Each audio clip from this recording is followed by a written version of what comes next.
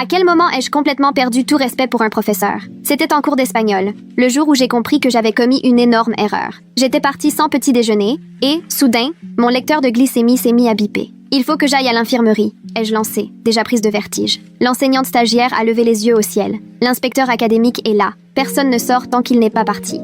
Vous ne comprenez pas, je suis diabétique. Vous attendrez, ce n'est qu'une vingtaine de minutes. J'essayais de me lever, mais ma vue se brouillait. Et là, j'ai entendu le bip de mon badge élève, accès bloqué. Je ne vais pas laisser un élève avec une mentalité de victime ruiner mon inspection. Mon appareil bipait de plus en plus fort. Elle s'est avancée et me l'a arraché du bras. « Ça suffit avec tes simagrées », Lucia a protesté. « Mais c'est pour sa glycémie. Je t'ai dit de t'asseoir », a rugi la prof. À ce moment-là, j'ai vu l'ombre du surveillant s'approcher de la porte. Il a croisé mon regard derrière la vitre et attrapé la poignée. Merci, mon Dieu. Mais Madame Winter l'a fusillé du regard. Vous n'ouvrez pas cette porte, ou c'est le renvoi direct. Inspection ou pas, je ne plaisante pas. Il m'a jeté un regard désolé, puis est reparti. Une douleur fulgurante me transperçait le dos. Je savais qu'il ne me restait qu'une quinzaine de minutes avant de plonger dans le coma. Voire pire, mourir. La moitié des élèves levaient leur portable vers le plafond, mais évidemment, on était au 4e étage, dans ce fichu endroit où il n'y a jamais de réseau. Posez ces téléphones maintenant, a hurlé Madame Winter. Je ne suis pas dupe. Vous croyez faire un film de vos petites histoires? Elle s'est tournée vers moi. Vide tes poches, montre à tout le monde tes trucs.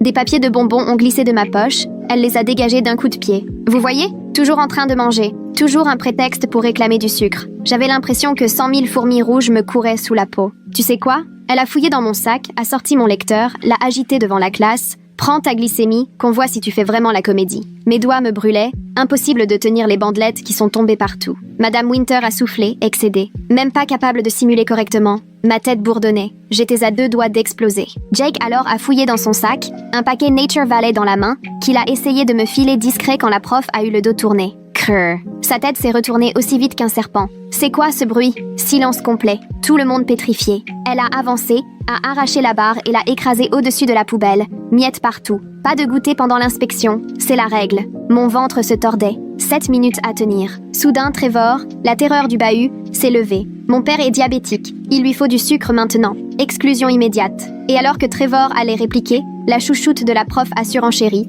Elle nous fait toujours le coup quand il y a un contrôle important. Tu te rappelles le semestre dernier? Ashley, tu délires, a crié quelqu'un. Regardez ses lèvres, elles sont bleues. À 6 minutes de la catastrophe, j'ai tenté de me lever, mais mes jambes ne me répondaient plus et chaque geste devenait un calvaire. Personne n'osait bouger. Alors j'ai décidé de ramper jusqu'à la porte. Arrivé au 3e poteau, je sens soudain Madame Winter m'écraser la main. Personne ne sortira avant 15 heures, point final. Aidez-la, sanglotait Sarah. Quiconque fait un geste aura 0 pour le trimestre. 3 minutes. Trevor essaie à nouveau son badge à la porte. Bip. Refusé. D'autres s'approchent. J'arrive à peine à parler. Ma langue ne rentre plus dans ma bouche. Madame Winter s'est accroupie devant moi, les yeux pleins de haine. Tu te souviens l'an dernier, quand ta mère voulait me faire virer? Je vois clair dans ton jeu, crois-moi. 1 minute. Mon cœur tambourinait tellement que j'aurais juré sentir mes côtes prêtes à exploser. Elle s'est penchée tout près. J'apercevais même ses poils de nez. Pathétique. Toute ta famille. Des menteurs, des tricheurs. Crac. Ma tête l'a percuté en plein visage. J'ai senti le choc. La douleur m'électrocutait le crâne. Et son hurlement a retenti. Du sang partout. J'ai attrapé son badge, rampant à la force du désespoir. Tous les regards étaient rivés sur moi. Chaque mouvement me coûtait. Bip. Accès accordé. La serrure a lâché. Trevor a ouvert la porte d'un coup sec. À l'infirmerie? Vite! Appelez l'infirmière! Les secours! A hurlé quelqu'un. Dans la classe, c'était la folie. Elle fait semblant. Vous ne voyez pas que c'est du cinéma? Arrêtez d'en faire des tonnes. Les pompiers sont arrivés, ont annoncé que ma glycémie était tombée à 0,19. Je suis restée en mort clinique pendant 2 minutes. Madame Winter a été suspendue provisoirement. Mais franchement, pour moi, ce n'était pas suffisant. Elle a failli me tuer. Et j'étais bien décidée à ce que justice soit faite. Et j'étais loin d'être la seule à le vouloir. Je me souviens à peine du trajet en ambulance. Des aiguilles, des machines qui bipent, la panique dans les voies, les chiffres qui chutaient sur les écrans. Aux urgences, on m'a couvert de capteurs, branches et perfusions, mais même la brûlure du produit n'effaçait pas la douleur dans mon crâne, là où j'avais cogné la prof. Un médecin, cerné jusqu'aux oreilles, m'a expliqué que désormais je porterais un capteur en continu pendant au moins 6 mois à cause du traumatisme. Ma mère me tenait la main si fort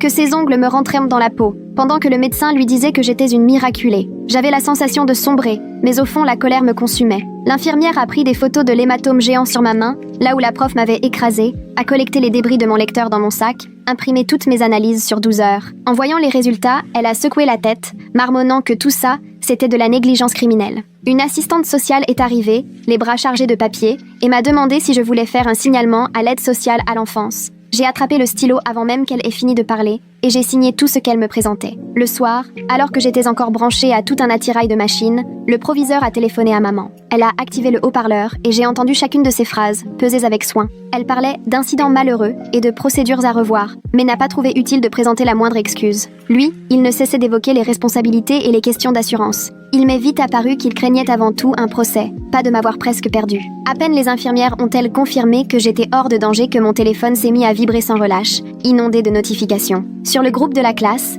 des centaines de messages, élèves stupéfaits, inquiets, pleins de remords de n'avoir rien fait plus tôt. Lucia m'a envoyé un vocal de 3 minutes, bouleversée au point que je comprenais à peine ses mots. Elle voulait m'aider, mais elle avait eu trop peur d'être mise à l'écart. Jake, lui, culpabilisait à mort pour la barre de céréales et regrettait de ne pas avoir lancé plus fort. Sarah avait déjà collecté des captures d'écran où tout Instagram relayait l'histoire. Pendant que maman s'occupait avec les médecins de la sortie et des prochains rendez-vous, j'ai lancé l'enregistreur sur mon téléphone et j'ai tout confié à voix basse pour fixer ses souvenirs tant qu'il restait imprécis. Chaque mot de Madame Winter sur ma famille, nous traitant de manipulateurs, chaque seconde où elle refusait qu'on m'aide, la tête exacte du vigile quand il s'est retourné et est reparti en me laissant là, j'ai tout enregistré, sauvegardé à 3 endroits différents sur mon téléphone, puis envoyé par mail, 2 fois, juste pour ne rien perdre. Ce soir-là, une fois enfin rentrée, je me suis allongée dans mon propre lit et maman est venue s'asseoir près de moi. On a longuement reparlé de tout ce qui s'était passé l'an dernier. J'ai alors appris qu'elle avait déjà tenté de faire renvoyer Madame Winter,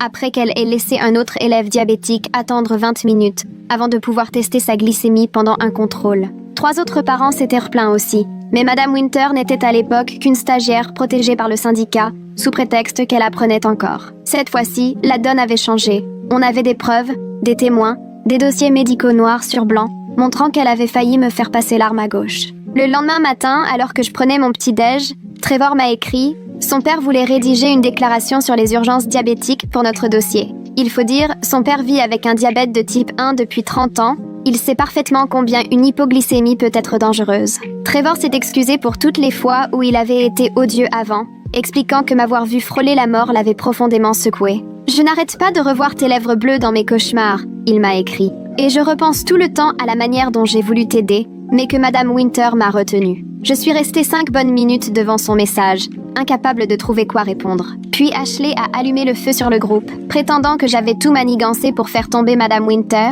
qu'avec mes absences de l'année dernière en pleine épreuve à cause de ma glycémie, tout cela faisait partie d'un soi-disant plan. Elle affirmait que sa mère connaissait quelqu'un au conseil d'école qui lui avait dit que Madame Winter était irréprochable et incapable de faire du mal à un élève. J'étais tellement furieuse que j'avais du mal à tenir mon téléphone. Mais je me suis calmée et j'ai pris soin de faire une capture d'écran de chacun de ces messages. Dans l'après-midi, le vigile m'a retrouvée sur Instagram et m'a envoyé un message privé pour s'excuser d'être parti. « J'ai 3 enfants à nourrir. J'ai besoin de ce boulot pour payer le loyer », disait-il. Il savait qu'il avait mal agi, mais il n'avait pas osé risquer son poste. Il m'a supplié de ne pas porter plainte officiellement, sinon il perdrait tout et sa famille finirait à la rue. Son message m'a donné la nausée, mais j'en ai tout de même pris une capture d'écran pour mon dossier de preuve. 2 jours après, retour au collège pour une réunion avec l'infirmière afin de mettre à jour mon plan de soins. Exténuée, elle s'est excusée au moins 10 fois alors qu'elle n'était même pas présente lors des faits. Elle a promis de consigner noir sur blanc que le 4e étage est une zone morte pour les portables et que cela met les élèves en danger en cas d'urgence médicale. Il y a vraiment un truc qui cloche dans la réaction totalement disproportionnée de Madame Winter face à cette urgence de santé. Je me demande si une vieille histoire entre nos familles n'explique pas tout, quelque chose de plus profond que la plainte de l'an dernier. Cette obsession à s'en prendre à ma mère, à l'accuser d'avoir voulu la faire renvoyer, à traiter notre famille de menteurs et manipulateurs, ça sent l'affaire personnelle, pas juste une histoire de discipline pendant une inspection. L'infirmière a aussi dit qu'elle allait recommander une ligne fixe dans chaque salle du 4e étage et que tous les profs reçoivent une vraie formation au protocole pour les élèves diabétiques. 2 jours plus tard, la référente 504 du district est venue chez nous, bras chargés d'un énorme dossier et d'un ordi. Elle a tout étalé sur la table alors que maman préparait du café, et pendant que je triturais le pansement sur mon bras, la coordinatrice a expliqué en détail que mes droits n'avaient pas été respectés et que cela pouvait aller jusqu'au fédéral. Le stylo de maman galopait sur son carnet, pendant que j'écoutais sans trop comprendre le jargon médical qui me passait largement au-dessus. Elle nous a montré des exemples de cas similaires où des écoles avaient dû payer des amendes salées. J'avais l'esprit embrouillé, incapable de tout assimiler. Mais une chose ressortait. Cette fois, notre dossier tenait la route. Le lendemain matin, j'ai appelé le secrétariat pour obtenir des infos sur l'inspecteur soi-disant ultra important, pour qui on avait cru bon de risquer ma vie. La secrétaire a mis un moment à fouiller ses dossiers avant de retrouver le planning. Il ne s'agissait en réalité que du contrôle annuel. Rien d'exceptionnel. Elle m'a précisé que les inspections étaient régulières et que jamais il n'avait été question d'empêcher les élèves de circuler pour ça. Quand je lui ai demandé s'il existait des consignes particulières à ce sujet, elle a ri en me disant que Madame Winter avait tout inventé. Toute cette histoire de confinement, c'était juste sa façon d'interpréter à l'extrême des consignes pourtant simples, qu'il demandait juste de maintenir le déroulement normal des cours pendant les visites. Ce jour-là, après les cours, Lucia a envoyé un message à tout le monde pour qu'on se retrouve au CDI. Jake est arrivé le premier, son sac à l'épaule, puis Sarah, un peu tendue, et enfin Trevor, qui s'est laissé tomber sur une chaise en mode « je m'en fiche », alors que je voyais bien que ce n'était qu'une façade. On a étalé nos cahiers sur la table et on a tout remis en ordre, chacun notant ce dont il se souvenait. Jake a sorti en cachette le papier déchiré de sa barre Nature Valley, qu'il avait gardé depuis que Madame Winter la lui avait confisqué. Sarah se rappelait précisément des horaires grâce à son téléphone planqué sous la table, même sans réseau. Trevor, lui, a dessiné un plan de la classe en indiquant qui était assis où et qui avait essayé d'intervenir en premier. Lucia s'est lancée dans une chronologie à la minute près, depuis le moment où mon capteur a commencé à biper jusqu'à l'arrivée des secours. On a tout photocopié en triple, pour que chacun ait une copie si jamais il fallait s'en servir plus tard. Franchement, mon vrai retour en classe a été un véritable choc. Je sentais tous les regards sur moi dans les couloirs. Certains murmuraient, d'autres me lançaient ce regard plein de compassion, ou bien cette curiosité bizarre, comme si le fait d'avoir frôlé la mort faisait de moi une sorte de star. Rien que de passer devant la salle d'espagnol, j'avais le cœur qui battait à tout rompre, à en perdre haleine. Mes mains tremblaient, j'avais des taches noires devant les yeux, pile comme ce fameux jour. Je me suis traînée jusqu'à l'infirmerie où on m'a laissé m'allonger. Ensuite, l'infirmière a appelé la conseillère. Elle m'a expliqué que les attaques de panique après un traumatisme c'était fréquent, mais pour moi rien là-dedans ne semblait normal.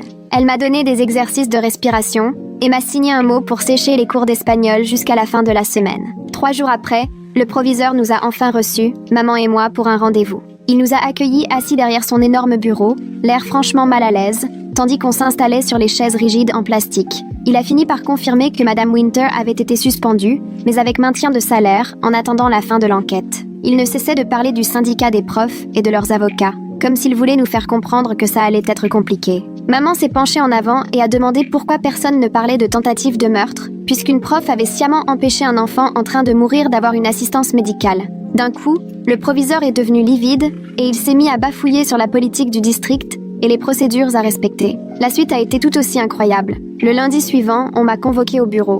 La proviseure adjointe m'a brandi 1 heure de colle pour violence, arguant que j'aurais donné un coup de tête à Madame Winter. Je suis restée pétrifiée, fixant ce papier, pendant qu'elle me répétait que la violence était inacceptable, quoi qu'il se soit passé. J'ai appelé maman en panique. Elle a débarqué 10 minutes plus tard et a explosé de rire, un rire sec, en pleine figure de la proviseure adjointe. Elle lui a dit qu'il pouvait bien essayer de me coller, mais que notre avocat serait ravi d'apprendre qu'un élève quasi mort avait été puni d'avoir voulu survivre. La proviseure adjointe a serré les mâchoires et a fini par arracher la feuille de colle pour la déchirer, sans rien ajouter. Cet après-midi-là, l'infirmière m'a reçue dans son bureau, où elle avait dispersé des tas de dossiers médicaux partout. On a passé 2 heures à tout relire, remontant l'année précédente, confirmant officiellement mon diabète, chaque protocole d'urgence déjà notifié à l'école. Elle m'a aidé à tout classer par date, en surlignant chaque alerte. On a même préparé une chronologie sur des post-it, chaque info, chaque document envoyé, chaque réunion sur mes besoins médicaux. Au bout du compte, la liasse de papier était si grosse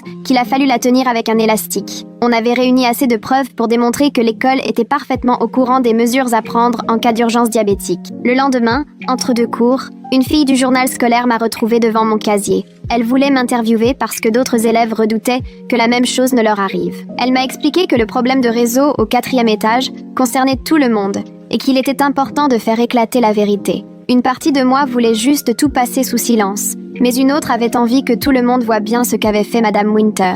Je lui ai promis d'y réfléchir. Elle m'a donné sa carte avec son mail. Le lendemain, à la pause de midi, le surveillant m'a attrapée et m'a entraînée dans un couloir désert. Après avoir jeté un regard anxieux autour de lui, il m'a chuchoté que Madame Winter l'avait menacé de licenciement quand il avait essayé de m'aider, qu'elle avait sorti son dernier avertissement pour retard, que la moindre entorse au règlement le mettrait à la porte. J'ai discrètement sorti mon téléphone pour l'enregistrer. Il a tout répété, la voix serrée, m'expliquant qu'il m'avait vu, à travers la fenêtre, en train de mourir, qu'il s'en voulait à mort d'avoir laissé cette porte fermée et qu'il voulait témoigner s'il le fallait. Le fameux rendez-vous pour mon dossier 504 a eu lieu ce vendredi-là.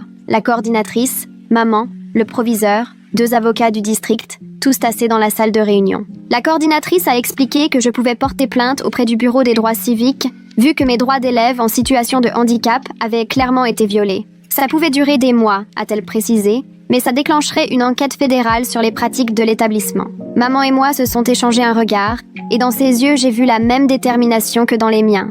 Hors de question de lâcher, quel que soit le temps ou la galère. Sauf que dès le lendemain au petit-déj, mon portable a explosé de notifications. Quelqu'un avait créé un compte Instagram, Classroom Truth 2024, et publié un post sur l'incident en espagnol. Sauf que tout était bidon. Le message affirmait que j'avais agressé Madame Winter sans raison, parce qu'elle m'aurait juste demandé d'attendre l'infirmière, que j'étais en train de manger des bonbons en classe et que j'aurais mal pris qu'elle les confisque. Pire encore, la photo qui accompagnait, un cliché flou du nez en sang de Madame Winter, avec en légende « Un élève agresse une prof pour une collation ». Les commentaires fusèrent de partout. On me traitait de folle, certains demandaient qu'on m'exclue, d'autres s'étonnaient que je ne sois pas déjà arrêtée. Les mains tremblantes, je faisais défiler des centaines de messages qui inondaient mes DM, venant même de gens à qui je n'avais jamais adressé la parole au lycée. Une fille d'un autre établissement affirmait que j'avais tout monté de toutes pièces pour faire parler de moi. J'ai tenté de signaler le compte, mais Instagram ne voyait rien à redire. Ma mère m'a aidé à passer mon profil en privé,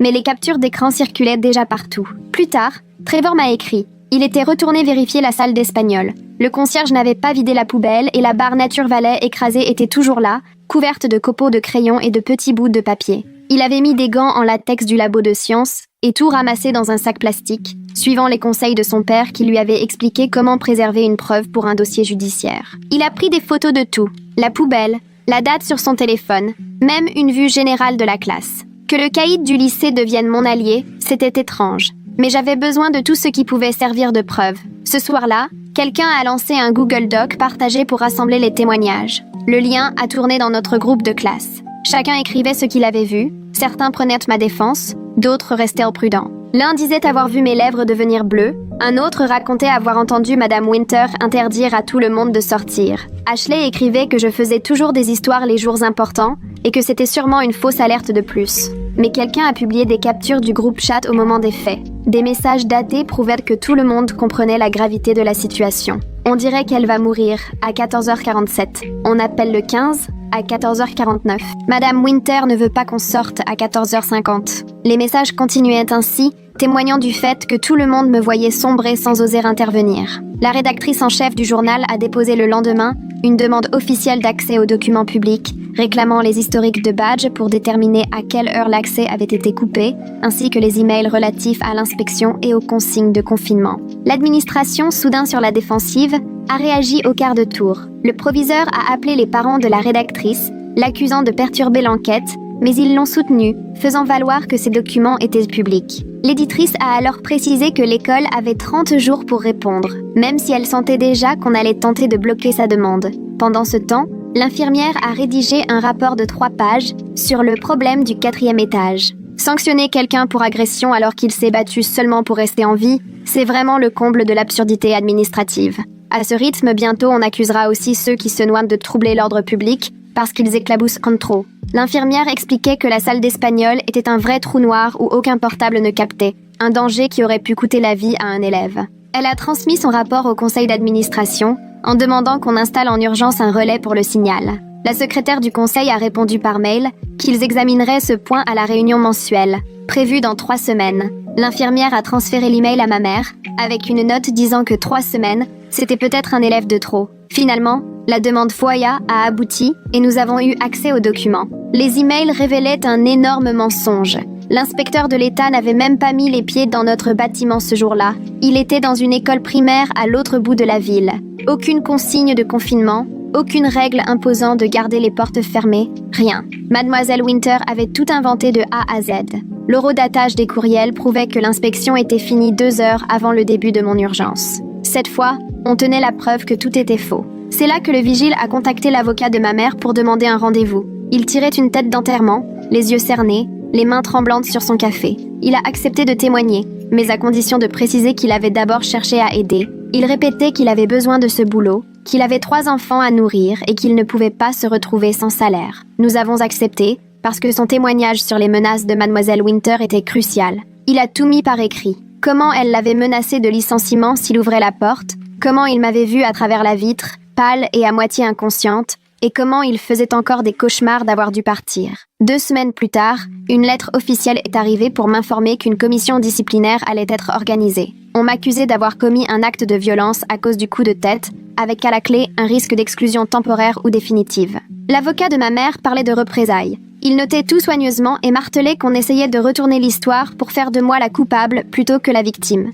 L'audience était fixée au mois suivant, et ils cherchèrent des gens prêts à témoigner contre moi. À force de colère, j'ai fini par publier ma version en ligne. J'ai refusé de me taire et j'ai tout raconté, preuves à l'appui, y compris mes résultats d'hospitalisation affichant une glycémie à 0,19 et le rapport des secours indiquant que j'étais restée en état de mort clinique pendant 2 minutes. Les réactions n'ont pas tardé. Certains m'ont soutenue, partageant leurs propres histoires d'enseignants abusifs. D'autres m'accusaient carrément de mentir pour attirer l'attention. Une femme est même allée jusqu'à dire « Tu devrais être en prison pour agression ». J'ai passé la nuit à bloquer des comptes, signaler des menaces de mort, à regarder mon histoire se déformer en temps réel. Le lendemain, la coordinatrice 504 a convoqué une réunion d'urgence. Elle m'a prévenu qu'en rendant tout ça public, je risquais de nuire à l'enquête fédérale et qu'il fallait que je fasse attention à ce que je publiais, me montrant des exemples d'affaires qui avaient échoué à cause des réseaux sociaux. Mais me taire, c'était comme baisser les bras. On a trouvé un compromis. Je ne publierai que des faits et ni avis sur les intentions de Mademoiselle Winter, ni interprétation. Dès le lendemain matin, Ashley a lancé sa pétition avant même le premier cours, plantée à l'entrée principale avec son clipboard et son air de Sainte-Nitouche, répétant à tout le monde que Mademoiselle Winter faisait juste son travail et que les règles de l'inspecteur de l'État étaient strictes. Des élèves qui n'étaient même pas présents lors de l'incident se sont mis à signer, parmi eux certains de ses amis du conseil des élèves, d'autres voulaient juste paraître solidaires avec l'équipe enseignante. Depuis la fenêtre du 2e étage, j'observais pendant qu'elle enchaînait les signatures. Trevor m'a écrit pour me dire qu'avant même le déjeuner, elle avait déjà récupéré une 30aine de noms. À 14h15, elle est entrée dans le bureau du proviseur, sourire triomphant aux lèvres. Je l'ai aperçue, à travers la porte vitrée, en train de lui remettre la pétition. Le proviseur a acquiescé en prenant les feuilles, et elle est ressortie, rayonnante comme si elle venait de remporter une bataille. 2 jours après, il y a eu un exercice incendie pendant la 3e heure. Quand l'alarme a retenti, le même son strident que celui émis par mon capteur de glucose ce jour-là, j'ai été saisie d'un bloc. Mes mains se sont mises à trembler. Impossible de retrouver mon souffle. Tout le monde était en train d'évacuer vers le parking, mais je suis restée clouée sur place, incapable d'avancer. Mes jambes m'ont lâché et je me suis effondrée dans le couloir, oppressée par cette impression que les murs se resserraient autour de moi. J'avais la poitrine tellement comprimée que j'ai cru que j'allais y passer. Les élèves m'enjambaient pour pouvoir sortir. L'infirmière m'a trouvée recroquevillée contre les casiers, en pleine crise de panique. Elle a dû appeler ma mère pour qu'elle vienne me chercher. Ma mère est arrivée en 10 minutes et m'a accompagnée jusqu'à la voiture. J'ai tremblé tout le trajet du retour. L'après-midi même, notre avocat nous a appelés pour donner des nouvelles à propos du système de badge. Les informaticiens avaient récupéré tous les historiques de la journée. Les données montraient que Mademoiselle Winter avait, de son propre chef, désactivé les accès pour les élèves à 14h47, alors que l'inspecteur n'était arrivé qu'à 15h15. Elle nous avait enfermés pendant près d'une demi-heure avant même qu'un officiel ne soit là. L'avocat a estimé que c'était très grave, puisque l'horodatage prouvait qu'il ne s'agissait pas d'une erreur, mais bien d'une décision préméditée. Elle savait exactement ce qu'elle faisait. Le lendemain, le témoignage du vigile est arrivé, tout retranscrit noir sur blanc. Ce que Mademoiselle Winter lui avait dit, qu'il serait licencié s'il ouvrait la porte, allant même jusqu'à évoquer ses enfants pour le faire culpabiliser, il avait des jumelles en primaire. Elle s'est servie de ses filles pour exercer une pression, alors même que j'étais en train de perdre pied. Dans son témoignage, il rapporte qu'elle avait parfaitement remarqué mon état critique, mais que sa priorité restait sa note d'évaluation. Notre avocat a ajouté ce témoignage au dossier, et ce vendredi-là, nous avons déposé la plainte officielle au titre du 504. Le dossier était épais comme un dictionnaire et détaillait tous les manquements de Mademoiselle Winter.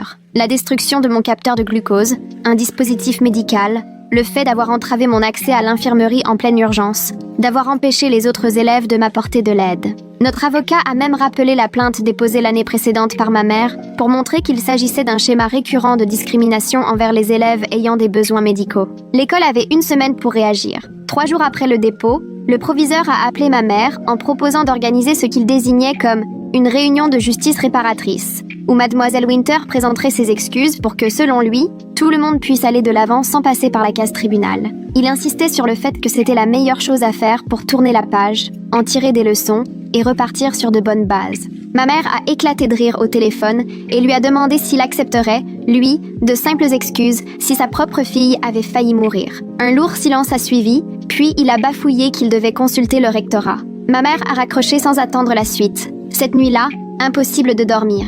Je repassais la scène en boucle. Faire renvoyer Mademoiselle Winter ne suffisait plus. Je savais que d'autres pourraient subir le même sort si rien ne changeait. Cette histoire ne devait pas se reproduire. Le lendemain, j'ai proposé à ma mère que nous exigions de nouvelles règles. Des protocoles d'urgence en cas de problème médical, une formation obligatoire pour tous les profs sur le diabète et autres pathologies, des consignes précises pour l'accès aux soins des élèves. Ma mère a adoré l'idée. Elle m'a dit qu'il valait mieux transformer notre expérience en avancée pour tous, plutôt que de rester dans la vengeance. Nous avons commencé à rédiger nos revendications pour le conseil d'administration. 2 jours plus tard, une grosse enveloppe du syndicat de Mademoiselle Winter est arrivée. Leur avocat assurait que je pouvais toujours être poursuivie pour le coup de tête, soutenant que j'avais agressé Mademoiselle Winter alors qu'elle essayait de m'aider. Ils menacèrent de porter plainte si nous continuions nos démarches contre elle. Notre avocat les a appelés dans l'heure et leur a expliqué qu'on ne parle pas d'agression quand il s'agit d'un geste désespéré pour survivre à une urgence médicale, et que menacer une victime mineure s'approche de l'intimidation de témoins. Le syndicat a reculé aussitôt. Avant la fin de la journée, un simple mail nous annonçait qu'ils examinaient la situation. La semaine suivante, nous avons consulté une avocate spécialisée en droit civil en centre-ville, habituée à poursuivre personnellement les enseignants et pas seulement les établissements. Elle nous a expliqué qu'on pouvait attaquer Madame Winter pour agression, voire pour séquestration, puisqu'elle nous avait délibérément enfermés. Mais selon elle, le dossier le plus solide était celui de la souffrance morale, car les indemnités associées pouvaient ruiner Madame Winter. Maison, voiture, économie, tout y passerait. Maman voulait déposer plainte aussitôt,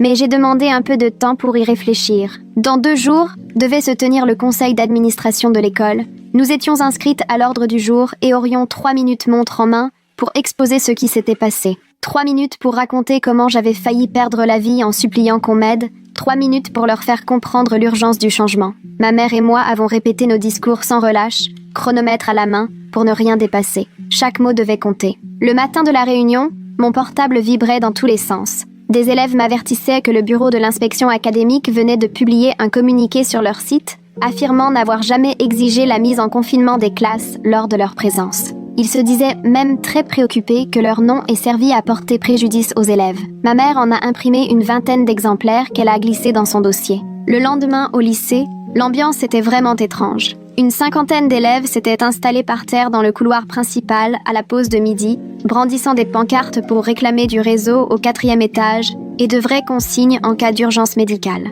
Le proviseur passait devant eux, visiblement sous pression, pendant que les profs, impuissants, essayèrent de les convaincre de se lever. Les agents de sécurité restaient plantés là, sans intervenir. Malgré les heures de colle distribuées, les élèves sont restés assis. À un moment, une mère est arrivée, escortée par une équipe de télévision, et le proviseur a disparu illico dans son bureau. Plus tard, l'infirmière du lycée est passée nous donner un nouveau formulaire officiel à signer, censé recenser tous ceux qui avaient un problème de santé. Elle a sorti un nom technique impossible à retenir, mais très vite, tout le monde l'a appelé la clause de survie, parce qu'il autorisait à sortir d'une salle sans attendre en cas d'urgence. 3 jours plus tard, j'ai eu droit à une audience disciplinaire dans une petite salle de réunion qui sentait le café rassis. On m'a infligé 3 jours d'exclusion interne pour avoir frappé Madame Winter, mais la personne en charge n'arrêtait pas de répéter que c'était exceptionnel, qu'on avait frôlé la catastrophe. L'avocate a trouvé que c'était presque une reconnaissance du fait que j'avais failli mourir, donc plutôt positif d'une certaine manière. À vrai dire, la salle d'exclusion avait un meilleur Wi-Fi que presque toutes les classes,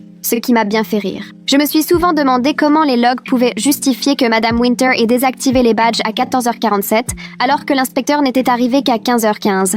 Est-ce qu'elle avait prémédité tout ça? 2 semaines plus tard, on s'est retrouvés pour l'audience de réclamation 5.04 face à 5 représentants du rectorat, impeccablement alignés derrière une longue table. Maman avait trié tous les documents dans des pochettes de couleur, historique de badges prouvant la coupure d'accès, témoignages des élèves, dossiers médicaux, images de vidéosurveillance. La représentante de Madame Winter répétait qu'elle croyait agir selon le protocole, mais on sentait bien le scepticisme du rectorat. Le vigile est venu témoigner, très mal à l'aise, racontant les mains tremblantes qu'il m'avait observées à travers la vitre sans pouvoir rien faire. Il a expliqué que Madame Winter lui avait menacé de licenciement s'il ouvrait la porte. Il n'arrête pas d'y penser depuis ce jour. Tandis qu'un des responsables noircissait ses feuilles, un autre fixait Madame Winter avec insistance. Ashley a parlé plus tard dans la soirée, prenant la défense de Madame Winter et insistant sur le fait qu'elle avait juste voulu maintenir l'ordre lors d'une inspection.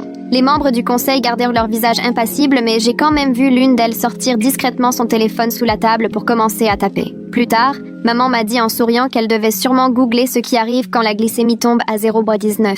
Ashley continuait de parler, mais dans la salle, tout le monde se trémoussait sur son siège, les regards échangés en disaient long. Depuis des semaines, la journaliste du journal du lycée menait une enquête de fond, et dès le lendemain matin, elle l'a balancée en ligne. Tout y était, du manque de réseau au 4e, à la preuve que Madame Winter avait inventé l'histoire de confinement pour l'inspecteur, en passant par toutes les violations de la sécurité. Les parents, furieux, ont inondé les commentaires, exigeant des explications et des réunions. À midi, la presse locale s'est emparée de l'affaire et les journalistes ont débarqué au lycée. 3 jours après, Madame Winter avait disparu des couloirs. On l'avait recasée dans un bureau au rectorat, loin des élèves, même si elle continuait d'être payée. Ça rendait maman folle. Mais moi, j'étais surtout soulagée de savoir qu'elle ne ferait plus jamais subir ça à personne. Les élèves du sit-in ont écopé de retenue, mais ils paradaient comme s'ils avaient obtenu une victoire énorme. Moins d'une semaine plus tard, des boîtiers blancs sont apparus sur les murs du 4e, et soudain, tout le monde avait enfin du réseau. Certains plaisantaient,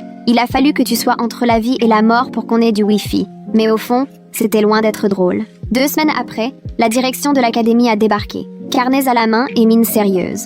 Ils ont passé chaque salle au crible, relu tous les règlements, vérifié chaque exercice d'urgence des 5 dernières années. Le proviseur, de plus en plus marqué par la fatigue, venait annoncer de nouvelles mesures de sécurité, les mains tremblantes. L'équipe d'enquête a relevé 12 manquements rien que sur les protocoles médicaux et en a trouvé 7 autres concernant la formation du personnel, dont personne ne s'était jamais soucié. Le conseil d'administration s'est réuni en catastrophe 3 soirs d'affilée. L'amphithéâtre débordait de parents qui criaient dans tous les sens. Le lundi suivant, on a appris que tout le personnel devrait dorénavant suivre une formation obligatoire sur les urgences médicales. Après les vacances d'hiver, d'énormes boutons rouges d'alarme sont apparus dans chaque classe, reliés directement au secours et au secrétariat. Même dans les toilettes, on n'y échappait pas. Impossible de les rater. Ils brillaient en rouge nuit et jour. Certains parents ont même lancé un groupe Facebook, Soutenir nos professeurs, pour protester contre l'image donnée à l'école. Selon eux, tout ça allait faire baisser le prix de l'immobilier si la réputation du lycée s'effondrait. Maman me montrait les messages insultants qu'elle recevait. Certains l'accusaient d'utiliser mon histoire pour se faire remarquer. On a tout conservé en capture d'écran, ajouté au dossier que gardait l'avocat. Un après-midi, le vigile m'a croisé près de mon casier. On est resté silencieux quelques instants, puis il a murmuré qu'il regrettait d'avoir quitté son poste ce jour-là. Je lui ai répondu que je regrettais qu'on l'ait mis dans une telle situation. Aucun de nous n'aurait dû avoir à s'excuser, mais on en avait besoin, tous les deux. Il m'a annoncé qu'il serait muté à l'école primaire le mois suivant. Le rectorat a alors réécrit mon plan 504, cette fois-ci avec des consignes on ne peut plus claires. Il était stipulé que je pouvais quitter n'importe quelle salle, réunion ou situation où je ne me sentais pas en sécurité médicalement, sans avoir à justifier ma décision à qui que ce soit. Il était aussi précisé que tout professeur m'empêchant d'accéder à mes soins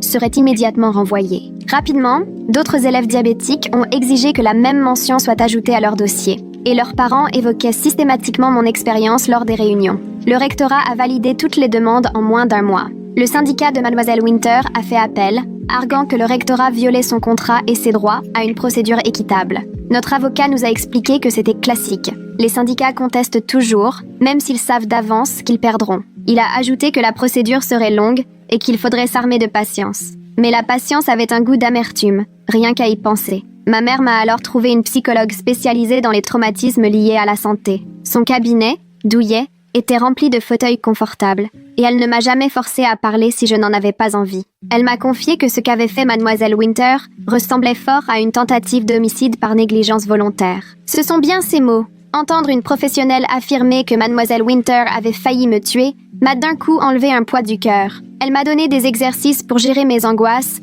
déclenchés à chaque bip entendu, et m'a appris à respirer dans les cauchemars où je me retrouvais de nouveau enfermée, la porte de la salle close. Il m'aura fallu 5 mois avant de pouvoir passer devant le 4e étage sans paniquer. Le jour où enfin j'y suis parvenue, j'ai remarqué les nouveaux amplificateurs de signal fixés partout. À présent, il y avait du réseau dans chaque recoin. Les boutons d'urgence, rouges et lumineux, trônaient à côté de chaque porte, impossibles à ignorer. L'infirmière m'a appris que 2 soignants de plus avaient été engagés exclusivement pour notre bâtiment et que tout le protocole d'urgence avait été totalement revu. Plus personne désormais ne pouvait faire obstacle à une situation médicale critique. Peu importait l'excuse, même pas une inspection académique. Mademoiselle Winter, elle, était toujours officiellement employée par le rectorat, mais reléguée à un bureau d'archives au sous-sol, en centre-ville. D'après notre avocat, les procédures de licenciement syndical prennent un temps interminable. En revanche, il lui était désormais interdit de s'approcher à moins de 150 mètres de l'établissement. Grâce à ce que j'ai traversé,